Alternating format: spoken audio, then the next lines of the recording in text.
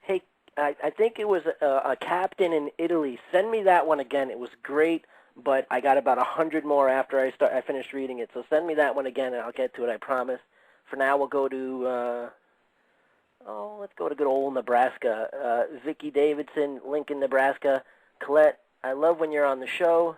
Steve has James Redfield on occasionally, and they talk about the 2012 prophecies. I'm interested to hear any insight or feeling that you have for 2012. Oh, wow.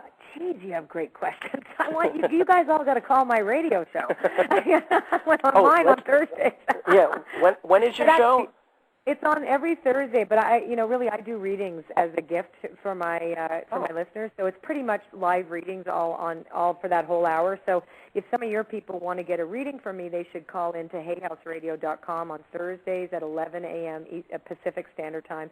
But anyway, never mind. I mean, these are great questions because I think these are very good conversations. And this particular one of 2012, I'm again exploring like anyone else about this because there's so much information out there. I would like to believe that that there is going to be a great shift in consciousness at that time because, as you know, the 100th monkey is about reaching a critical mass, right? That things would be changing, and that's what I would like to believe, and that's what I feel I would I focus on that. However, I want to say that there's a lot of new information that's been uncovered about the date that people are saying is the Mayan prophecy is at the end of the world, in the end of the physical world. So, but the Mayan calendar didn't end in 2012. By the way, it actually kept going. It ended its particular cycle the way it was described. And there are tons of books out there, none of which at the moment, because I have a menopausal mind, as I can recall, but I have them in a library in another room, and I can't leave because the phone is attached to something.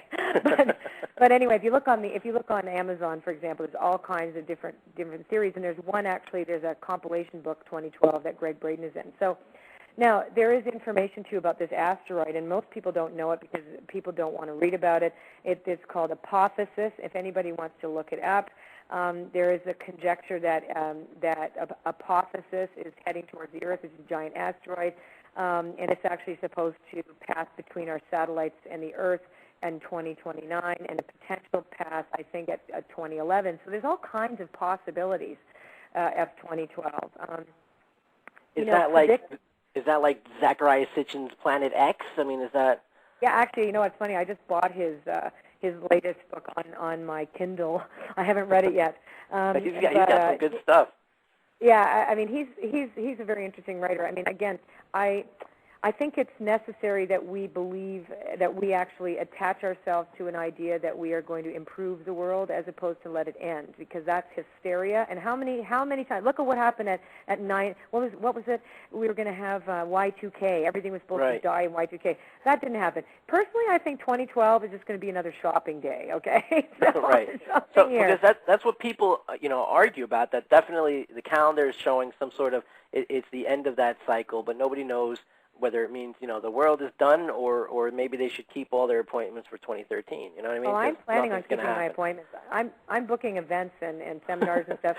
And you know what? And listen, let me tell you something. If something does happen to us, we don't, so be it. That will be, I mean, when you look at what we've done to the planet, we've in our capacity, in our misinterpretation of one biblical phrase that said that that man would have dominion over the earth, which really meant, in its true translation, custodianship of the earth. We have taken the dominator model and basically turned the world into just a resource. We have, through our agriculture and our mistreatment of animals, we have created a food production where we're eating fear. We've polluted the planet. We've really done it a great disservice. So if an asteroid came, we probably deserve it. You know what I mean? Yeah, I completely understand. But on the other hand, I still plan on having an intuition seminar in 2013. What can I tell you? And that answers that. Thanks a lot. For those of you listening on the Armed Forces Network, thanks for listening, and thanks for sending this back again. Captain Aubrey McNichols, this is a good one. She's in Aviano Air Base in Italy. We're from Texas, but recently stationed in Italy, and my 4-year-old daughter, who has always shown signs of wisdom beyond her years, seems to recognize the area although she has obviously never been here. I love this. One time we were on a road for the first time, and she said that a pretty church was coming up, and sure enough, about a half mile away, we came upon an old church. I have a few questions for Colette. First, can you help me understand this?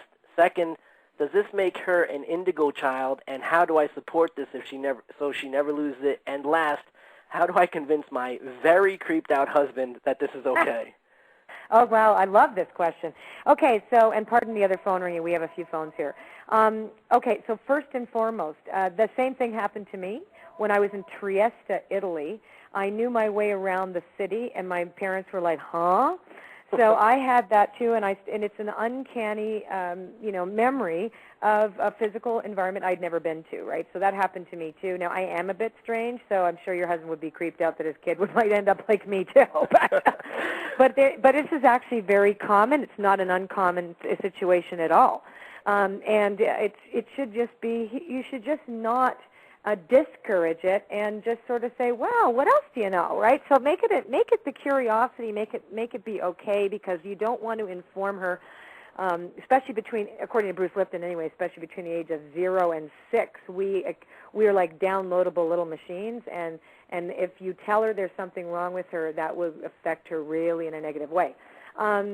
Indigo kids, I'm not an expert at this at all, but Sonia Choquette and Doreen Virtue are both Hay House authors that have written a lot of books about indigo kids, as so has, what's his name, the Moses Code guy, Jimmy Twyman. So you should really check them out. I have no clue. I didn't know that. You could ask me about dogs. Yeah, I didn't know that. If you have an indigo we just dog, had Sonia Choquette on, and I didn't know that she knew about this. Someone called me an indigo child, and I had no idea what they were talking about. Well, it means that an indigo child and a crystal child is a hypersensitive young child that shows a very a comfortable aptitude to to non-local information, which is what intuition is, non-locality, an idea that they may even discuss past lives. They may talk to an invisible friend that they see. This is a kid that shows a lot of aptitude for psychic phenomena, and they tend to be misdiagnosed with ADD. They're emotionally a little bit more sensitive, et cetera, and they have very common traits. So I would consider myself an indigo child, and definitely, Steve, with that in mind, I mean, you're about as psychic as I am. You just don't say you are, and I don't even use that word usually. But you actually read people, but you'd say, you know what I mean? You don't call yourself. I've been accused of such. I just don't. Yeah, but you're really, and it's fine. I mean, I don't do it on purpose. I just I do it on purpose. I've learned that I do it on purpose so that I don't know, so that I can help others, right? So, but you do it in a beautiful way, and that's what an indigo kid can do. And so the thing to do, I believe, is to give them a supportive environment, to let them know that they're okay, and to find some books, and that will help you. Provide them, with the right kind of advice to keep them. Oh my God, I'm so sorry. I have these little dogs. It's okay. We're going to take a commercial, anyways. So your website's ColetteBaronReid.com. She's got books and CDs on there. I really like the I Am Grace, by the way. That CD's awesome. Thank you. And check out Colette's stuff. She also has somewhere on the site where you could actually listen to some of the tracks on the CDs. Again, ColetteBaronReid.com, internationally best-selling author, acclaimed intuitive counselor with a client base spanning of 29 countries. This is the first part of our special series titled Awakening. If you missed any part of this, don't forget it'll be on our website probably about 10 minutes after the show is over. We're going to take a quick break. You're listening to Empowered Living. We'll be right back.